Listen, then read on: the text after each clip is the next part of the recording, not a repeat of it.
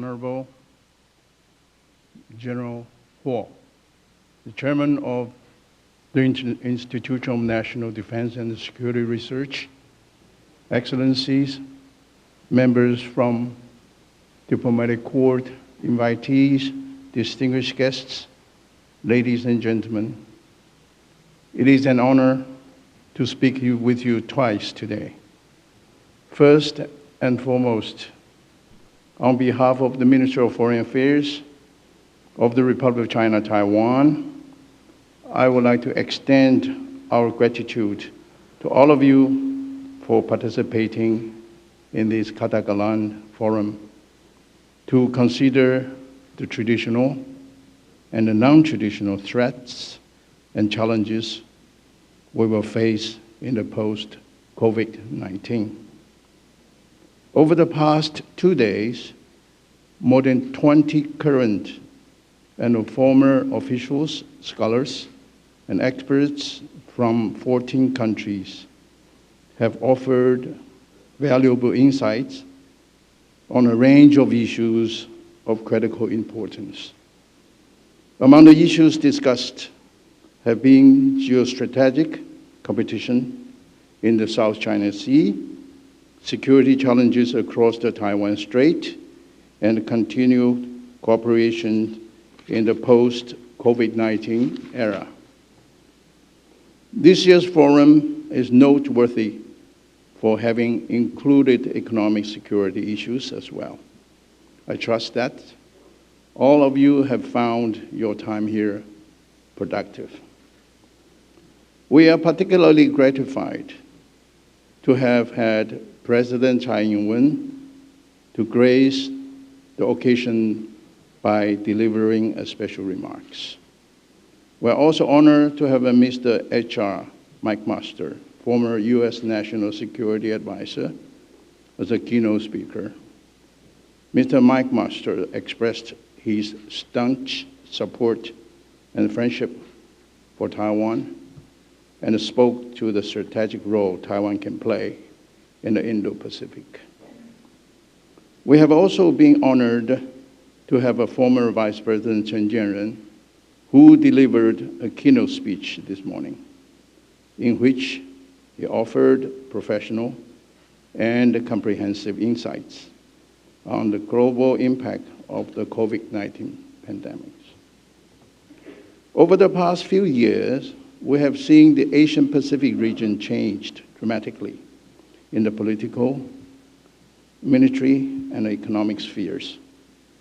Even as such issues as North Korea denuclearization and the US-China competition evolved, COVID-19 emerged in China and spread rapidly around the world. While the coronavirus may not hit the global health as catastrophically as Black Death did in the 14th century, but this latest pandemic has turned the world upside down. Every aspect of our lives have been affected. Yet, I believe that in every crisis, there is opportunity. No country can fight the pandemic alone, and no gaps should exist in a global epidemic prevention network. We must bolster global health cooperation and take effective measures such as data sharing and developing vaccines, treatments, and diagnostics together. Taiwan has been proactive in pursuing international cooperation and extending humanitarian assistance.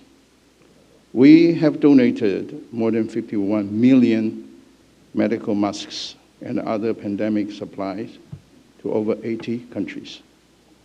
We will continue to work with the international community to provide personal protective equipment, medicine, and technology where it is needed most.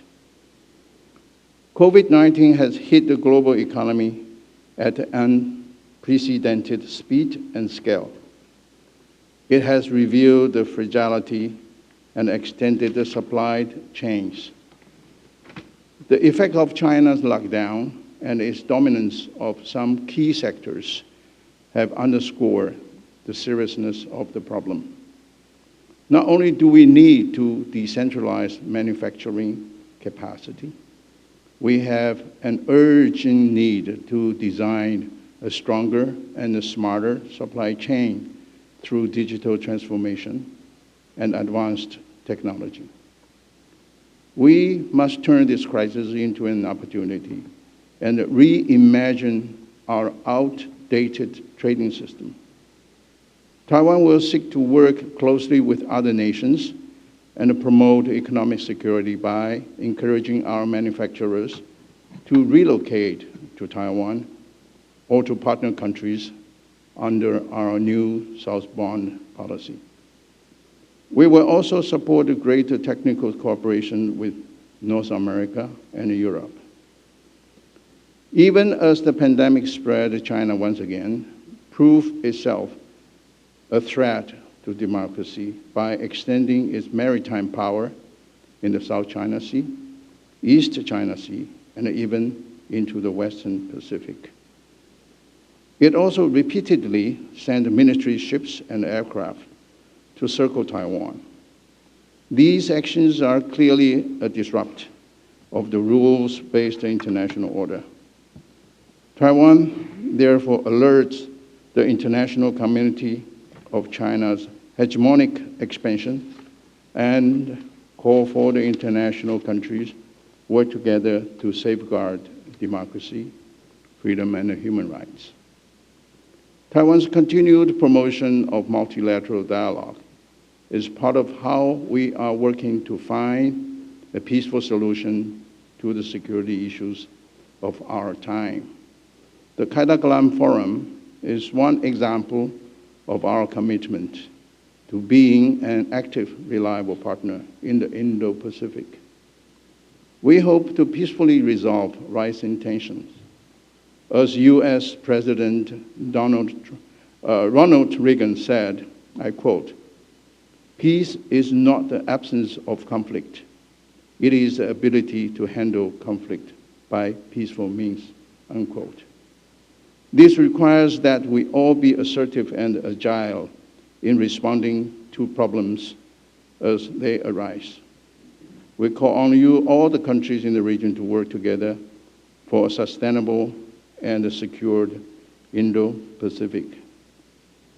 In closing, allow me to sincerely thank you once again for partaking this forum.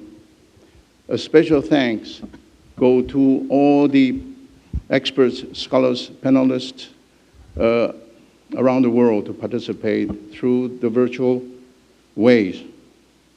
And I also like to thank for the President of Institute for National Defense and Security Research and his team. My thanks also goes to my colleague, Policy Planning, and his team. I would also like to assure you, next year, with our collect cooperation, we should meet each other actually, not virtually. Thank you very much.